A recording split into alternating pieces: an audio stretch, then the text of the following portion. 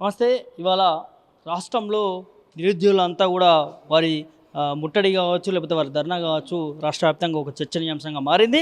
అయితే దీంట్లో చాలామంది నిరుద్యోగులు, విద్యార్థి నాయకులు లాఠీ చార్జ్లకు పాల్పడుతూ ఉన్నారు. లాఠీ చార్జ్లు పోలీసులు వాళ్ళపైన లాఠీ చార్జ్ చేస్తూ ఉన్నారు. వారికి అనేక గాయాలు కూడా జరగడం మనం చూస్తూ ఉన్నాం. కొంతమంది విద్యార్థి నేతలు, విద్యార్థి నాయకులు మనతో ఉన్నారు. లాఠీ చార్జ్లకు పాల్పడినటువంటి విద్యార్థులు, వారితో మాట్లాడి తెలుసుకుందాం అసలు ఎట్లా చూస్తారు దీన్ని అంతటిని కూడా. అన్న, ఏం చేద్దామంటారు? ఇప్పుడు రాష్ట్రంలో కాంగ్రెస్ సర్కార్ వచ్చిన తర్వాత మీ విద్యార్థి నాయకులపైన కూడా లాఠీచార్జ్ జరుగుతుంది.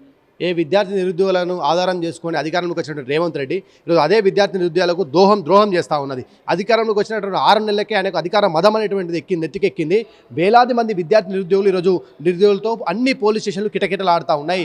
విద్యార్థి నిరుద్యోగులు ఏ ఒక్కరిపైన ఒక్క లాఠీ విరిగిన ఖబర్దార్ చెప్తా ఉన్నా, పోలీసులు కూడా హెచ్చరిస్తూ ఉన్నాం. భారతీయ జనతా యువమోర్చా ఒక్క నిరుద్యోగిని మీరు అరెస్ట్ చేసినా, ఒక్క నిరుద్యోగి పైన లాఠీలు జులిపించినా రేపు అన్ని పోలీస్ స్టేషన్ల మొత్తం కూడా భారతీయ జనతా యువమోర్చా ఆధ్వర్యంలో జైలు బరో పెడతామని చెప్పేసి సందర్భంగా తెలియజేస్తున్నాం. ఈరోజు రాష్ట్ర వ్యాప్తంగా భారతీయ జనతా యువమోర్చా అదేవిధంగా నిరుద్యోగులంతా కలిసి ఒక శాంతియుత ఆందోళనకు, శాంతియుత నిరసనకు పిలిపేయడం జరిగింది.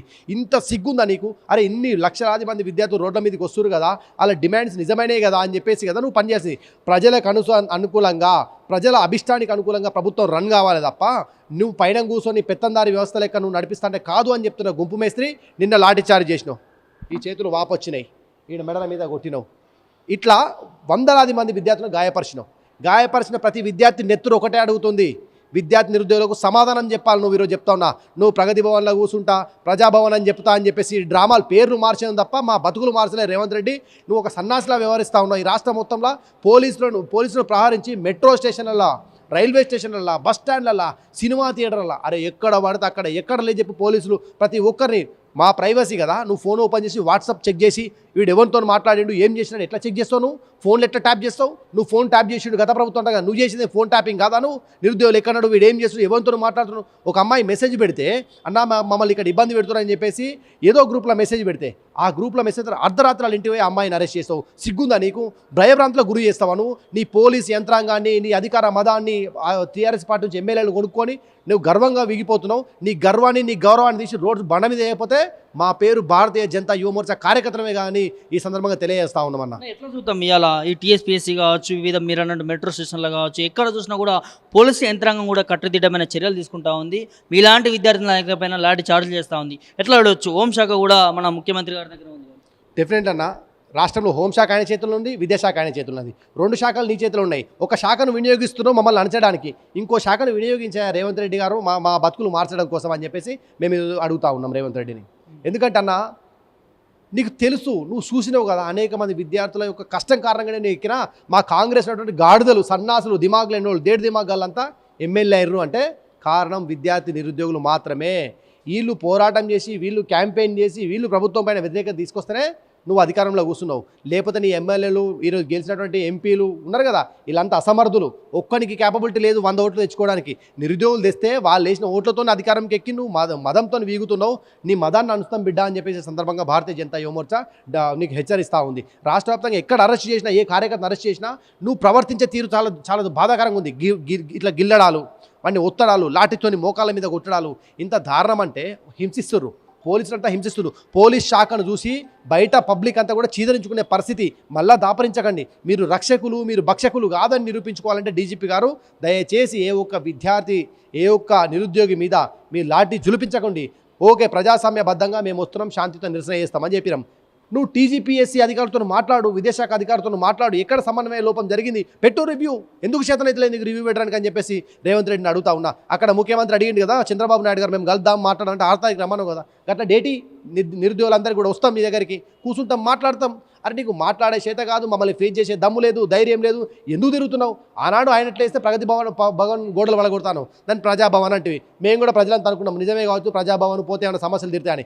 సమస్యలు తీర్చే పరిస్థితి కనీసం వినేటోడు ఎవ్వడు లేని పరిస్థితి ఈ రాష్ట్రంలో దాపరించింది రేవంత్ రెడ్డి. ఖబర్దార్ నిన్ను హెచ్చరిస్తూ ఉన్నాం. విద్యార్థి నిరుద్యోగుల పక్షాన భారతీయ జనతా యువమోర్చా కొట్లాడుతుంది. మా బీజేపీ రాష్ట్ర అధ్యక్షుడు గౌరవ కిషన్ రెడ్డి గారు కావచ్చు, మా కేంద్ర మంత్రి సంజయ్ కావచ్చు, వీళ్ళంతా పూర్తి స్థాయిలో మాకు చెప్పడం జరిగింది, విద్యార్థుల పక్షాన మీరు కొట్లాడాలని చెప్పేసి మాకు వాళ్ళు ఆదేశాలు ఇచ్చడం జరిగింది. ఇక్కడ నిరుద్యోగులందరినీ కూడా ఈ ప్రతిపక్షాలు రెచ్చగొట్టి మా మీద, మా ప్రభుత్వాన్ని కూల్చివేసే ప్రయత్నం చేస్తూ ఉందని చెప్తా ఉన్నారు అన్న. నిరుద్యోగులు వీళ్ళంతా పీజీలు చేసిన స్టూడెంట్స్, డిగ్రీలు, పీజీలు, టీటీసీలు చేసిన స్టూడెంట్స్, వాళ్ళు రెచ్చగొడితే రెచ్చిపోతారా అన్న?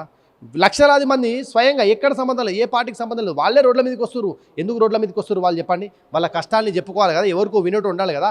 అధికార పక్షం పట్టించుకుంటే ప్రతిపక్షం దగ్గరికి ఎందుకు వస్తారు? నువ్వు ఆ బేసిజల్ అవ్వకు, నువ్వేంది పొలిటిసైజ్ అయింది, ఏదో బీజేపీ వాళ్ళు మాట్లాడుతూ చేసిన బలమైన ప్రతిపక్షంగా మేము మా యొక్క బాధ్యత నిర్వహిస్తున్నాం.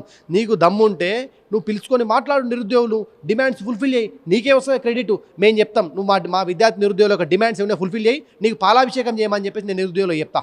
ఏం రేవంత్ రెడ్డి విను, నువ్వు ఇది కంపల్సరీ మిర్రర్ టీవీ నుంచి నువ్వు వినాలి. ఇది నీకు సన్మానం చేపిస్తాను. నువ్వు ఫస్ట్ ఈ యొక్క ఏవైతే డిమాండ్స్ ఫుల్ఫిల్ చేయమని వాడు సన్నాసి కానీ బల్మూర్ వెంకట్ కానీ పట్టుకొచ్చుకొని వాడు చెప్పిందే వింటాను, ఎడ్యుకేషన్ మొత్తం వాడి చేతిలో పెట్టి వాడు ఎంబీబీఎస్ ఫెయిల్ అయినా క్యాండిడేట్ పట్టుకొని మేనేజ్మెంట్ కోర్టులో ఎమ్మెల్సీ ఇచ్చి నువ్వు వాడిని ఏదో హీరో చేసి చూస్తున్నావు రేవంత్ రెడ్డి. నువ్వు నమ్ముకున్నోళ్ళని నువ్వు నట్టేట ముంచుతాను. ఆనాడు ఏదైతే ఫిరాయింపుదారులు ఎట్లయితే ఫిరంగులై వేరునో టీఆర్ఎస్లో, ఈ రోజు నీ మీద కూడా విద్యార్థులు నిరుద్యోగులు నీ ఫిరంగులై వేలుతారని చెప్పేసి నేను రేవంత్ రెడ్డి సర్కార్ను హెచ్చరిస్తా ఉన్నా. ప్రభుత్వం ఏర్పడి ఏ నెలలుగా వస్తూ ఉందన్న, ఏ ఒక్క రోజున మేము నిరుద్యోగుల పక్షాన మీటింగ్లు కానీ, రివ్యూ మీటింగ్ కానీ, సమీక్ష సమావేశాలు కానీ, లేకపోతే నిరుద్యోగులను కలవడం కానీ ఇవేమైనా చేసిండా ముఖ్యమంత్రి రేవంత్ రెడ్డి గారు? చేయలేనా? ఎక్కడ చేయలే, ఎక్కడ కూడా ఒక్కసారి కూడా వెళ్ళి మాట్లాడలేదు. నిరుద్యోగులు వెళ్తే కలవలేదు. కనీసం వెళ్ళి మాకు ఈ సమస్యలు వినండి అంటే వినలేదు. వేలాది మంది విద్యార్థులు ట్విట్టర్లో మీరు చూడండి, ట్విట్టర్లో పెడుతున్నారు, మెయిల్ చేస్తున్నారు, అప్పీల్ చేస్తూ ఉన్నారు. ఎక్కడ కూడా ఒక కనీసం వాళ్ళకు రెస్పాండ్ అయ్యేటో లేరు. నువ్వే నిజంగా నీకు ఉంటే ఈరోజు ప్రెస్ మీట్ పెట్టు, నువ్వు మీడియా అయ్యి, నువ్వు 6 తారీఖు నాడు నేను బిజీ ఉన్నా, 7 తారీఖు నాడు 8 తారీఖు నాడు నిరుద్యోగులు రండి, నువ్వు 10 మందిని పిలుస్తావా, 20 మంది పిలుస్తావా, పిలువు, వాళ్ళతో మాట్లాడు. లేదు నువ్వు ప్రజాప్రభుత్వం అంటావు, రా ప్రజలలోకి రా, చిక్కడి సెల్పాలి సెంట్రల్ లైబ్రరీకి వస్తావా, ఉస్మానియా ఆర్ట్స్ కాలేజ్ కాడికి వస్తావా, లైబ్రరీ కాడికి వస్తావా, ఏడికి వస్తావు, మైత్రివనం కోసం ఏడికి ఒకటి నువ్వే ప్లేస్ డిసైడ్ అయ్యి మేము వస్తాం కదా ఆడికి. 10 మందే వస్తారు. నువ్వు నీ పోలీసులను పెట్టుకొని పర్మిషన్ తీసుకొని పెట్టుకో. ఎందుకంత బాధపడుతున్నావు? ఎందుకంత నొప్పి అవుతుంది? నువ్వు కూర్చున్న చైరు మీద ముళ్ళు గుచ్చుతున్నాయి. ఆ ముళ్ళు నిరుద్యోగుల పెన్నులు అవి. అర్థమవుతుందా రేవంత్ రెడ్డి? నిరుద్యోగుల పెన్నులు గుచ్చుకుంటారు నీ ముడ్డికి. కాబట్టి బరాబర్ నువ్వు రావాలి.